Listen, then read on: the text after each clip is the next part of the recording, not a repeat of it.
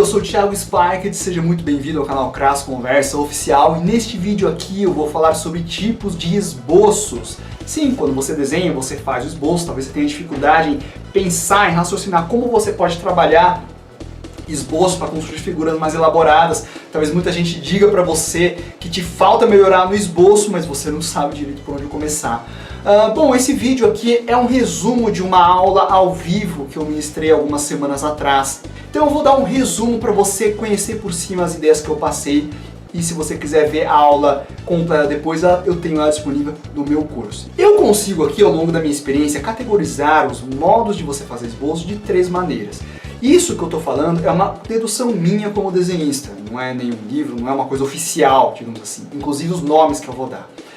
O primeiro tipo de esboço, que é geralmente aquele que você aprende num passo a passo, que é passado em escolas, o mais comum e conhecido é o que eu chamo de esboço geométrico.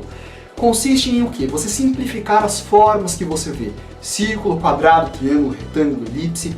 Você observa o que você tem ao seu redor, você simplifica as formas das formas geométricas básicas e a partir delas você enxerga as proporções e tamanhos e vai dando uma encorpada. Sabe aquela brincadeira que todo mundo fez do como desenhar um cavalo? Desenha um círculo e algumas linhas e depois adiciona os detalhes. É quase que isso. É essa simplificação. Vocês estão vendo aí alguns exemplos, né, do que eu mostrei na minha aula. Eu fiz aí um capacete de um Gundam, né, partindo de um círculo, puxando algumas linhas, alguns triângulos, né, alguns retângulos ali para esboçar a estrutura e enxergar a proporção do capacete. Por que a gente faz esse esboço geométrico? Porque quando você simplifica a forma, você obrigatoriamente tira da sua percepção os detalhes e você passa a enxergar somente a estrutura, o esqueleto, e é mais fácil para você enxergar as proporções e alinhamentos e o tamanho das coisas. Depois que você definiu a estrutura básica, como se fosse ali, né, o esqueleto do que você construir, aí você começa a detalhar mais, com algumas outras dobras, fazer partes circulares, arredondar ali, lapidar aqui e tudo mais. Esse é o tipo de esboço mais comum e acho que mais fácil de entender até para os iniciantes. Até por isso que a gente começa nas primeiras aulas com polígonos com formas geométricas, para que o aluno tenha o conhecimento e a percepção de que desenhar tem muito a ver com você construir, e não é como escrever que você repete sempre o mesmo código. Então desenhar não tem a ver com um passo a passo. O passo a passo é uma das formas, é um dos métodos que pode fazer o aluno vir a compreender como ele pode desenvolver o seu desenho. Mas não é que desenhar é um passo a passo. Cuidado com isso. Tem muito jovem aí que pensa que desenhar é copiar o que um cara fez. Não, é você que está desenhando, é você que tem que saber manipular e construir aquilo que você quer. O segundo tipo de esboço ele é bastante utilizado por quem faz história em quadrinhos, né, faz desenhos mais elaborados, tudo, que é o que eu chamo de esboço com lápis azul. Vocês estão vendo aí também um exemplo que eu demonstrei nessa minha aula. Por que as pessoas utilizam o lápis azul? Originalmente, numa época mais antiga, né, em que as impressoras e scanners não eram tão assim desenvolvidos como nos dias de hoje, as imagens elas eram reproduzidas a partir de fotolitos. Então você dava o seu desenho original, você colocava uma emulsão em cima de uma folha fotossintetizante, passava a luz e onde tinha informação preta ele não queimava e onde não tinha informação nenhuma ele queimava. Assim você construía o fotolito para fazer impressão.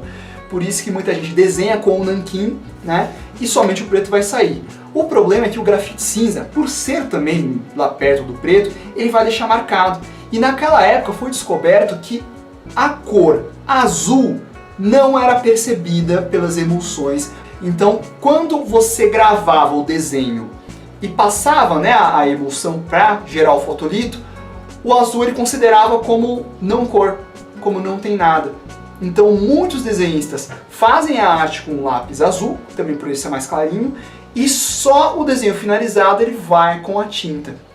Essa herança hoje em dia, teoricamente, não é mais necessária, mas ela é boa para você visualizar o esboço, a estrutura, a linha de perspectiva e diferenciar essa camada do esboço pro desenho finalizado. Digamos que por ele ser mais clarinho, você rabisca com mais liberdade.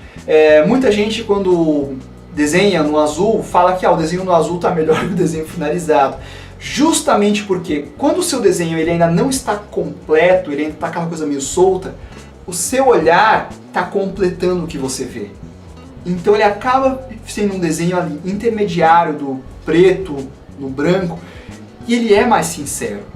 Quando você passa o nanquim, você vai dar aquela engessada, né? Aquela coisa mais definida do desenho. E se aquela linha, aquela proporção, aquela forma não é bem o que você tinha em mente ou o que você estava enxergando, vai dar estranheza.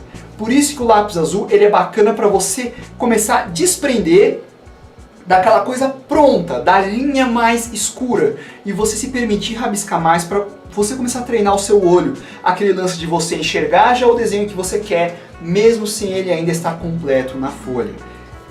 O lápis azul às vezes é lápis vermelho, grafite vermelho, não usem lápis de cor para fazer isso, tá? Porque o lápis de cor ele tem cera e ela é muito ruim para apagar. Use o grafite azul da Pentel ou o lápis Sketcher da Caran d'Ache, vocês estão vendo uma foto aí, eu tenho ele na minha loja, ele é muito bom, ele apaga com facilidade. Tá? Esses sim são os mais indicados para esse tipo de trabalho. E o terceiro tipo de esboço, esse eu já considero um pouquinho mais avançado, mas foi o que eu mais gostei e a técnica que eu venho usando atualmente, que eu apelidei, eu dei o nome de técnica dos dois esboços. Para você fazer ela, você precisa de uma lapiseira 07, uma 05, eu uso assim, e um limpa-tipos. A lapiseira 07 eu uso para criar o primeiro esboço, porque ela é um pouquinho mais grossa. Portanto, quando eu deslizo ela no papel, ela vai criar menos atrito em comparação com a 05 e vai deixar o grafite menos marcado na folha. Ou seja, não vai criar sulcos como uma 03 ou uma 5 cria. E também por ela ser mais grossinha, ela quebra com menos facilidade, o que me permite deslizar o desenho, né, com a mão mais solta. E nesse primeiro esboço, eu vou construindo as formas bem aleatoriamente, bem gestual, bem de modo contínuo, sem me preocupar em apagar, como vocês estão vendo aí. Nessa etapa eu já vou definindo mais ou menos a proporção, o tamanho, a posição, vou visualizando aquilo que eu quero, visualizo também a perspectiva e tudo mais. Uma vez que eu defino essa estrutura mais solta, eu venho com o limpa-tipos e eu passo uma camada dele rolando por cima. Dessa forma eu vou tirar o excesso de grafite, mas de maneira que ainda é possível ver a primeira camada de desenho que eu fiz. Após ter feito isso, eu venho com o segundo esboço, que aí é um esboço um pouco mais calmo, em que eu vou definir melhor as formas, a proporção, a estrutura e tudo mais. Esse segundo esboço eu faço ele um pouco mais acabado. Dependendo do desenho, eu posso mais uma segunda camada de limpa-tipos e fazer um terceiro esboço para dar aquela definida, aquela lapidada final, tá? Por que que eu adotei este método? Porque eu também passava por aquela percepção de que o meu desenho esboçado parecia melhor que o finalizado. E o motivo é porque o meu desenho esboçado ele tinha mais sinceridade, né, do que o finalizado, que ficava mais engessado. Fazendo dessa maneira, eu sempre preservo as camadas. E até em cima desse desenho no lápis é que eu vou direto depois com o nanquim até com a cor.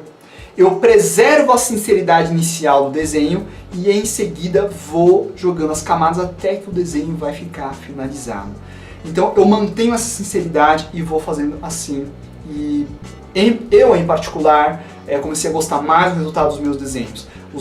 Meus dois últimos quadrinhos que eu fiz, a Spectros e o Velho do Papelão, ambos, todas as páginas foram desenhadas a partir desse conceito. Então, eu usei muito lápis azul uma época, hoje em dia não uso mais, eu praticamente desenho tudo usando essa técnica dos dois esboços.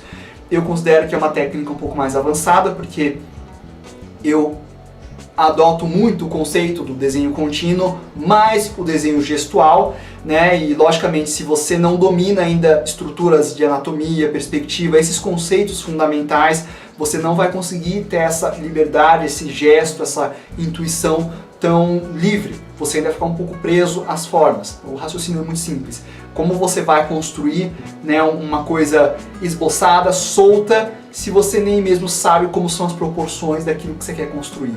Então, por isso que muita gente começa com o esboço geométrico. E não tem problema nenhum você seguir nele, talvez você se entenda melhor com esse tipo de construção, tá? Então esses são basicamente os 3 tipos de esboços que eu, digamos, visualizo e posso definir aqui para vocês de uma forma mais específica.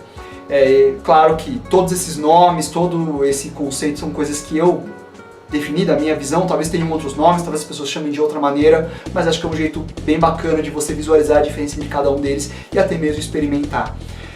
Eu dei uma aula de mais ou menos uma hora ao vivo, foi acho que o nosso recorde, né, numa transmissão ao vivo, ficou lá direto, uma galera assistindo, foi bem bacana. E atualmente essa aula está disponível no meu curso online, no comodesenhar.net. Lá eu tenho diversos módulos de temáticas diferentes, primeiros passos, anatomia, luz e sombra, também tem um módulo de arte digital, tá para entrar um módulo de perspectiva e tem também algumas aulas extras e essa aula de esboço eu coloquei no meu curso. Então, caso você tenha interesse, esteja procurando algum método para você desenvolver as suas técnicas de desenho, saiba que está disponível aí. O meu curso é um preço bastante acessível para todos vocês, tá bom? Mas esse vídeo foi um resumão do que a gente conversou naquela aula ao vivo.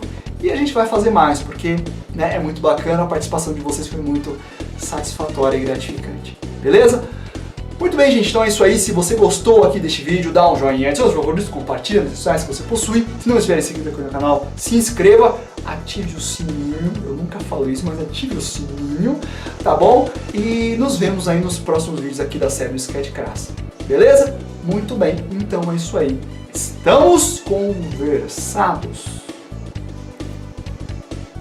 Por enquanto.